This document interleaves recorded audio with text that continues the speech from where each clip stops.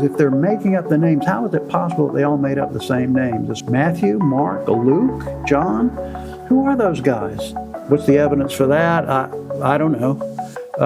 Speculation, pretty much. It's either a vast, miraculous conspiracy or it's just common sense. There really are no anonymous manuscripts. We ought to do exactly with the New Testament what we do with Josephus and Xenophon and Polybius. I mean, they all have the same facts, the same data. It just seems to me, honestly, this is so much more convincing.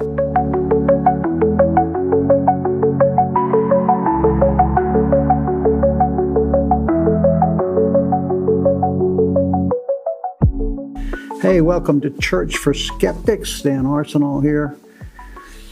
This is a crash course on New Testament manuscripts. You know, the YouTube talk of the town, maybe it's just because I'm hitting all the algorithms on it, but the YouTube talk of the town seems to be about the New Testament as eyewitness testimony, and whether it has authors or whether it was written anonymously, and people are going back and forth about that. I'm going to recommend a book to you. If you're tired of trolling the internet, get a book. And this is the book I would recommend. It's been out for quite a while, but it's called Jesus and the Eyewitnesses. The author is Richard Bauckham, who is a British scholar. And here's something interesting about it. By the way, this is a seminal work here, so it's been out for a while and it's just been redone. But one of the great critics of everything, I believe, not everything, but on the eyewitness, he would say the New Testament's not eyewitness and it's written anonymously. But here's what he says. His name is James D.G. Dunn, and some of my critics have commented and recommended him, and I've read some of his stuff. But here's what he says about this book. He says, another blockbuster from the productive pen of Richard Bauckham, not to be missed. Well, don't miss it. I really encourage you to get that book. Of course, it's not cheap, but then it's a book. So I hope you do. And it's so convincing. Let me say this to begin with. I've read both sides. I listen to Bart Ehrman a lot. I listen to Mike Licona a lot. These guys that are so scholarly. And it just seems to me, honestly, that this is so much more convincing. They all have the same facts, the same data. So let me give you the critic's position on this as best I can, and then tell you why I just think it doesn't hold water. Here it is. We'll call it the Ehrman position because he is the leader of the group, so to speak. He says, number one, the original autographs, and that's kind of a misnomer. It's a same thing twice, you know.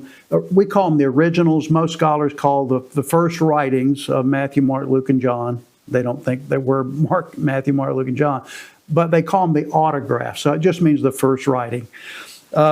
And so Ehrman's position is that the originals were definitely anonymous. Well, we'll talk about that. I'm just kind of going to list the critic's position at this point. The second thing that he would say is that we don't start getting names of authors of the Gospels and until the late in the 2nd century, and of course he's right about that. We don't start getting the names attached, and they're not. And here's his problem later. We'll talk about this again, but of course they're never written internally. The authors are never part of the dialogue. They're not part of the document. They're a title page or an endnote, or maybe written on top, depending on the manuscript, of course. But we don't start getting any of the names until the late 2nd century, which would be about 150 to 200. Then we start getting names of the authors, and that I would agree. Some would even say, I don't think Dr. Ehrman says this, but some would even say that the church father Irenaeus made up the names. Well, he didn't make them up, they're already there, but he took those names and attached them to the anonymous Gospels for credibility. What a crook. Now, number one, Irenaeus lived from 120 to 200 AD. So he's right in that time frame here. Why do we get all these names now popping up in the late second? Well, maybe Irenaeus did them all. And of course, the first point that I would make about that is that's just not true. Not that Dr. Ehrman says that Irenaeus did this or invented the names, but the truth is that can't possibly be true, because earlier than that, the church father Papias, who was the bishop of Hierapolis, which is now in Turkey, of course, he lived from 60 AD, 30 years after Jesus, to 130. He knew of, if he didn't know, John, the last living apostle, he lived till 100, let's say, till the end of the first century. And so he would have been 30 or 40 years old to know that John was still living. Papias knew personally the 4 daughters of Philip the Evangelist. And if you want to reference that, those are in the book of Acts, by the way, in chapter 21, verse 8. So if you want to go check Acts 21 and read about the 4 daughters who were prophetesses, the daughters of the evangelist Philip, who was one of the 7 deacons in Acts chapter 6. So Papias doesn't quote Matthew, Mark, Luke, and John, but he references them. He probably quotes John the most because he's contemporary. But he references Matthew and Mark. Now, I'm going to tell you what, I'm going to read what he wrote a little bit, not all of it, it's too long. But I'm going to read some of what he wrote about Matthew and Mark, as Matthew and Mark. And then I'm going to tell you why the critics don't think that's credible. And then I'm going to blow it up. So here's what he says about Matthew. This is Papias now. So he's writing about, 100, 120 AD, somewhere around there. He says, concerning Matthew, on the other hand, these things were said. On the one hand, therefore, Matthew did arrange the oracles in Hebrew dialect. Now, some would call it Hebrew language, and so they want to say that Matthew, according to Papias, Matthew wrote his book, his gospel, in Hebrew originally, and then it translated it to Greek later. That's possible for sure. And the problem is, we'll get on to that. On the other hand, each one interpreted them as he was able. Therefore, now watch this, here's where the critics jump up. Therefore, Matthew put the Logia. By the way, that's the title of Papias's work, is called the Logia of the Lord. Think about that. Therefore, Matthew put the Logia in an ordered arrangement in the Hebrew dialect or language, but each person interpreted them as best he could. That's just another translation of the same work. So here's what the critics jump about.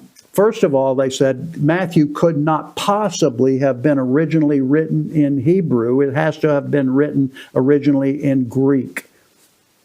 What's the evidence for that? I don't know. Speculation, pretty much. The other one that they really jump about is this. This could not, here's what they want to say, that if Papias was referencing a book that he called the book of Matthew, or the Gospel of Matthew, it wasn't the same book that we have. It's not the same Matthew. How does he know that? How do the critics know that? Well, because Papias says that he put in his gospel the Logia in an ordered arrangement. Logia, according to the critics, just means the sayings of Jesus. No narrative, no historical context. It's just the sayings of Jesus. So it can't be the book of Matthew. Now, here's the problem with that. Let's look at what Papias says about the Gospel of Mark. And I like this part here. He says, Mark, who had been Peter's interpreter, which is, of course, the unanimous consensus view of the early church. Mark, who had been Peter's interpreter, wrote what he remembered, whether he's talking about Mark remembering or Peter remembering. We hash about that, of course. Now watch this, yet not in order the things either said or done by the Lord. Said or done. Said or done. Mark, now, what's the word there, Logia?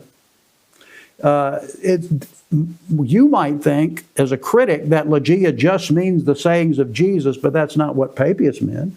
That's not what Origen meant. He said he used the same word. That's not what he meant when he talked about Mark being the same, that what Jesus said or did. I think that's the New Testament, the Gospels anyway, by the Lord. And here he says, for he neither heard the Lord, this is Mark, for he neither heard the Lord nor followed him, but later, as I said, Peter, who would give his teachings as needed, but not, as it were, making a compilation of the Dominical oracles, so that Mark did not fail at all by writing some of them as he recalled. So, of course, the early church fathers, and Papias and Eusebius and Irenaeus, they all were unanimous about the fact that Mark was written by the testimony of the Apostle Peter. I'm going to talk about Mark in the next video. Who is this guy anyway? But the point here is, it's crystal clear that Mark was with Peter, that he was close to Peter. Peter calls him his son, and he was with Peter in Rome in his last days. So it obviously could have written the Gospel of Mark as the testimony of Peter. So I think this whole idea of, hey, whatever Papias was talking about in Matthew and Mark, it wasn't Matthew and Mark. Yes, it was. If you want to believe that, okay, but maybe I got a bridge in Brooklyn I want to sell you if you do. Here's the other thing. Think about the word logia. What does John chapter 1, verse 1 say? If John was close to Papias, Papias was close to John, knew of his writings, that's why he uses the word that John uses. How about John 1:1? In the beginning was the logia. And the logia, which is the Greek word for word. We translate it, in the beginning was the Word, and the Word was with God, and the Word was God. Not a big deal here. All right. What are the facts about this now? We're talking about the New Testament manuscripts. The first thing I want to say regarding what Ehrman's position is this. He says the originals were written anonymously. He knows that. Critics have said that. We know that the New Testament was written originally, in the autographs, it was anonymous. Now, wait a minute. On the one hand, Ehrman and company say, that's the big deal. We don't have the original documents. That's bad. We don't have the autographs. That's bad news for Christianity. Well, if we don't have the autographs, which is true, of course, they're lost in history and maybe one could be found in the future, but I doubt it. If we don't have the autographs, how do they know that they were written anonymously? And the obvious answer is that they don't.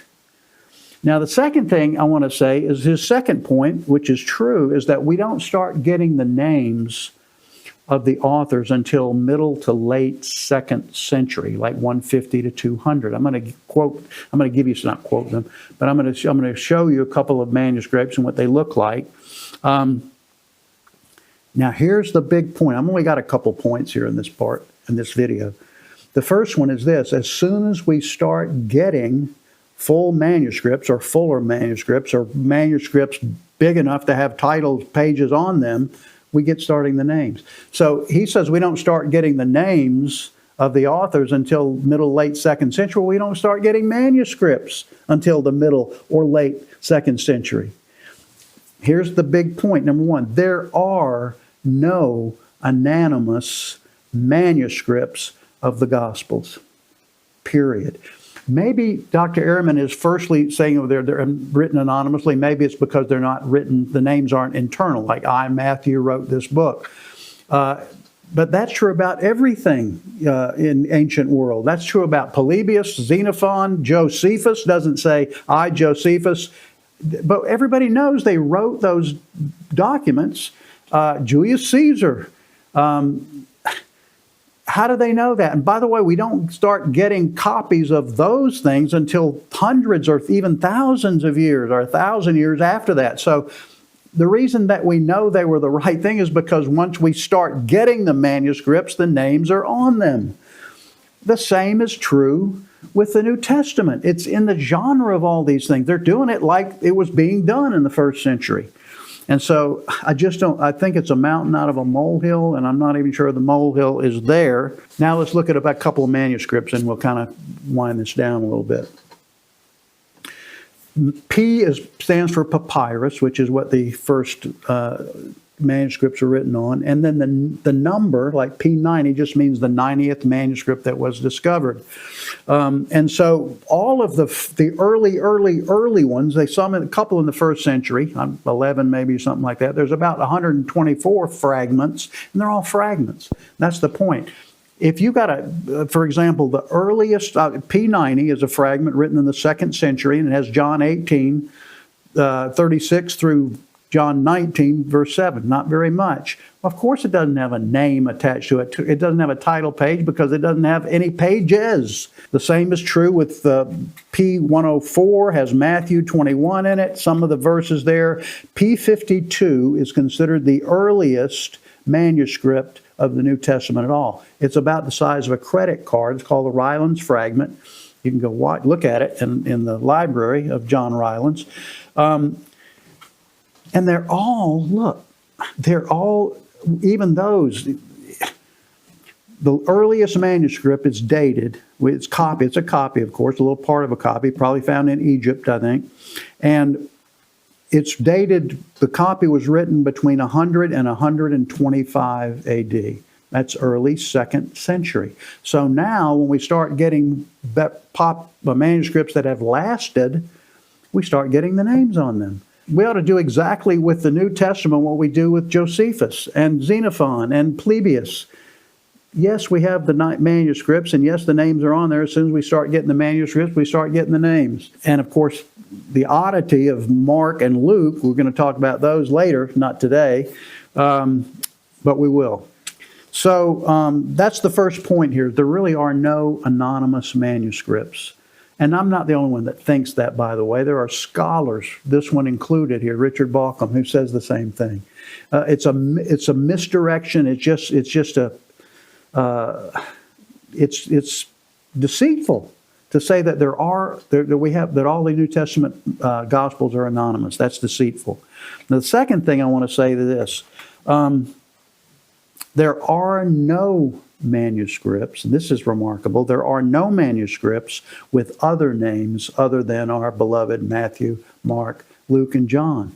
If they were making these up across the Mediterranean area there as Christianity is being spread, and that's where the manuscripts are coming from, all over the Mediterranean, all the way from Egypt to Turkey to Rome to even France, and these church fathers are writing these things. If they're making up the names, how is it possible that they all made up the same names? Especially, well, all of them except for John, maybe.